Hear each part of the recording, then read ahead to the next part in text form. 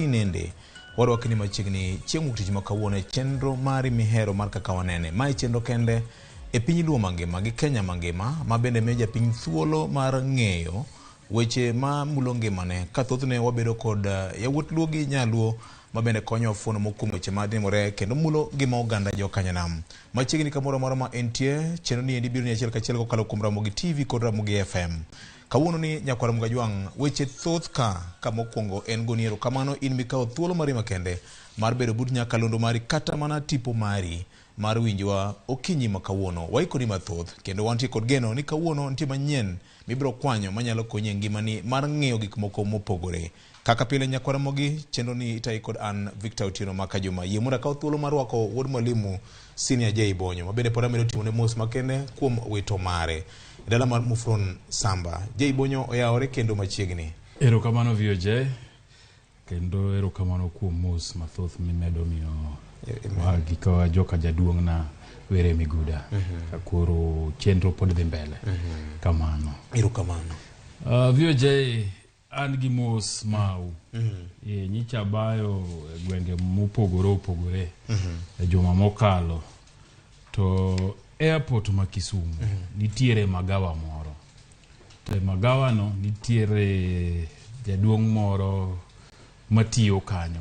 Nyinge ma wiyo wilgo to nokona na kelnu mos kabisa. Erokamano. Nokoni en ageno ni wuon hotel ok winje sani.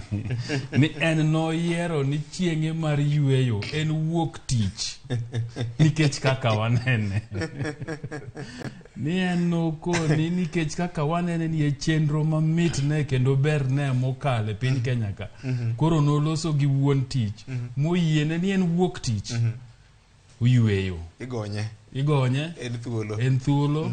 Koro beta mos. To winjowa nyaka ang'nu atieki. Erokamano. Wagone erokamano kona mosu kabisa koni into seganeni Fred gi Roslyn emokoni bende wang'ni oidhe ndege mondo negi kagilor Kisumu. Kanya jara okadhi mosu wuodge magonya titie tiende kanyo no. Bas kanye mana yude. Erokamano. Kendo nyacha ka wuothe gwenge ma Homa Bay. Jo Homa Bay mang'eny manaradogo bendo kona kelnu mos. Giwacho ni wakonyo oganda. Koni wamed puonjo oganda. Wayaw itgi kendo wamedo gi bedo gi ng'eyo matut. E gigo matimore e piny Kenya ta hinya matimore kaluo. Erokamano Fred. Erokamano ahinya Victor. Mokwongo agone Nyasaye erokamano kuom miyowa odiochieng' majaber kendo kinyi majaber ma waduto wachiew Senior J in VOJ kachiel koda nyaminwa Roslyn. En awacho ga pile ni okeno automatic mondo mi wawere chieng' wuok tich. Kaito kendo wacho kwa bede cheno mar kaka wanene.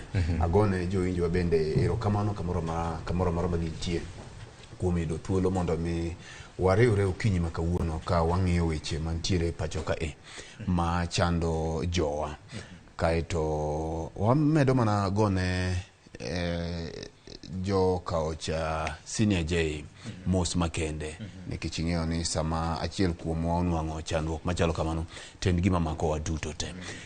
Seche go bende agone jogo ma samoro bende owito jowetegi kamoro amora ma gintie. Kaka pile ng'eyo ni gweng' chiwo gi weche mang'eny okinyi makama. Nitie jogo ma chiwo gi mor, nitie jogo ma samoro chiwo ka nitie ute mag thieth, jogo ma bendo chiwo ka jowito johera magi wagone gi mos kendo walamo ni Nyasaye biro miyo gi hocho makende seche makama. Erokamano.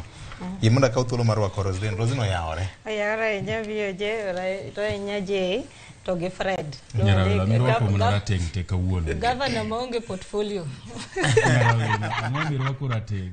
Yeno pokane ni gilaw marateng' kama weche beyo. Ingeni nyocha walemo ka wagone wayuago jowa manyicho wawito e demonstration. Koro pod omakowa. Koro wantiere kanye ma wantiere. Erokamano. Erokamano ahinya. Ami thuolo mar moso nyikwara Mgajwang' mokwongo. Te wachno maber gi marach ni. Amoso nyikwara Mogi ni Nyasaye ero ritowa kendo wane wik machielo ma watwak. Kendo kwa kawe for granted ni pile gi mondo gokinyi kendo gibet kodwa itwak kendo giwinjo kaka wapuonjore. to magi te wagone mana Nyasaye erokamano nikech kata jok mochiew mawinjo wago kadine bed ni ok en lwet Nyasaye tiyudo maka gin e osiptal. To machielo tadwani mondo an be aor mosna ne familia mar Vicky Victoria. Ingeni mano nuwasomo go mano sio jaklasa. Mos makende ni wachung kodu sama tek kamae. Seche kamae miyudo osiepe ni chung kodi. Koro gikaw mos makende. Mane berna gi mane rachna anaparo ni mane ntiere mana marach mang'eny.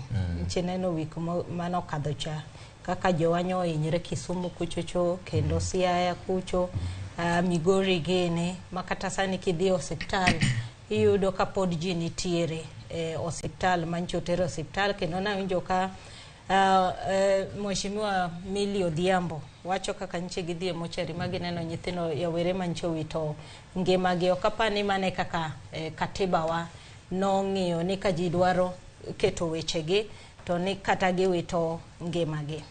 Mano mora na aneno nyocha kiwacho ni kijana manogo bunde 9 ne koro wuok e osiptal. Kora paro ni an kana neno mano to waduoko ne